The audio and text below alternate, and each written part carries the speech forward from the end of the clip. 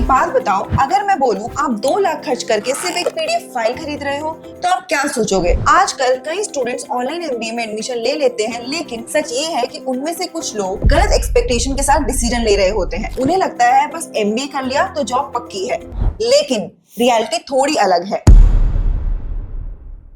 आज मैं आपको कुछ ऐसे टूल्स के बारे में बताऊंगी जो यूनिवर्सिटीज आपसे यूजुअली शेयर नहीं करती, ताकि आपका डिसीजन लक पे नहीं लॉजिक पर बेस्ड हो। और अगर आपने अगले 5 मिनट ध्यान से नहीं देखा तो हो सकता है अगले 2 साल आप रिग्रेट करो। सबसे पहले एक बेसिक सवाल, क्या आप जिस यूनिवर्सिटी में जा रहे हैं वो एक्चुअली वैलिड है भी या नहीं? एडमिशन लेने से पहले स्टूडेंट एक चीज इग्नोर कर देता है और वो है यूनिवर्सिटी का अप्रूवल और एक्रीडिएशन। सिर्फ नाम देख के डिसीजन ले लिया जाता है जैसे हर यूनिवर्सिटी ऑटोमेटिकली सेफ हो, लेकिन रियलिटी ये है हर यूनिवर्सिटी यूजीसी DEB अप्रूव्ड नहीं होती, हर प्रोग्राम प्रॉपर्ली एक्रीडिएटेड नहीं होता और कई केसेस में मार्केटिंग ज्यादा होती है, सब्सटेंस कम। इसलिए वेरिफिकेशन जरूरी है, अजम्पशन नहीं। इस पॉइंट पर कॉलेज विद्या का यूनिवर्सिटी एलिजिबिलिटी टूल हेल्प करता है। यहाँ आपको मिलती है 100+ अप्रूव्ड यूनिवर्सिटीज की वेरीफाइड लिस्ट और साथ ही उन केसेस की क्लैरिटी भी जो सस्पिशियस या नॉन कंप्लायंट हो सकते हैं। बस यूनिवर्सिटी का नाम डालिए और टूल आपको बता देता है ये ऑप्शन जेन्युइनली वैलिड है या सिर्फ नाम का ट्रस्टवर्दी लग रहा है। तो पहला चेक पॉइंट क्लियर होता है कि यूनिवर्सिटी एक्चुअली एलिजिबल है या नहीं। अब आते हैं नेक्स्ट स्टेप पर। यूनिवर्सिटी अपनी तारीफ खुद करेगी ही, ये नॉर्मल है, लेकिन रियल क्वेश्चन ये है जो स्टूडेंट्स वहाँ पढ़ रहे हैं वो क्या बोल रहे हैं। इसीलिए कॉलेज विद्या का स्टूडेंट रिव्यू सिस्टम काफी यूजफुल है। यहाँ 4 लाख+ रियल स्टूडेंट्स रिव्यूज मिलते हैं। कोई पॉलिश मार्केटिंग लैंग्वेज नहीं, कोई फिल्टर नहीं, बस रियल एक्सपीरियंस। LMS कैसा था, फैकल्टी सपोर्टिव थी या नहीं, सपोर्ट सिस्टम काम करता है या नहीं। डिसीजन डिग्री पे नहीं एक्सपीरियंस पे होता है। अब जब आपको स्टूडेंट एक्सपीरियंस समझ आ गया तो नेक्स्ट स्टेप होता है सिस्टम को खुद फील करना। यूजुअली यूनिवर्सिटी लॉगिन तब देती है जब आप पेमेंट कर देते हो, लेकिन बिना घर देखे रेंट कौन देता है? इसीलिए यहाँ कॉलेज विद्या का LMS एक्सपीरियंस टूल का कॉन्सेप्ट आता है। ये एक ट्रायल रूम जैसा है। एडमिशन से पहले आप LMS एक्सप्लोर कर सकते हो, इंटरफेस, नेविगेशन, लर्निंग फ्लो, सब कुछ। MBA में सरप्राइज नहीं चाहिए, क्लैरिटी चाहिए। अब एक और इम्पोर्टेंट एंगल, करियर डायरेक्शन। मान लो राहुल ने फाइनेंस चूज किया क्योंकि उसको लग रहा था स्कोप है, लेकिन उसकी मैथ्स वीक थी। रिजल्ट 6 महीने बाद स्ट्रगल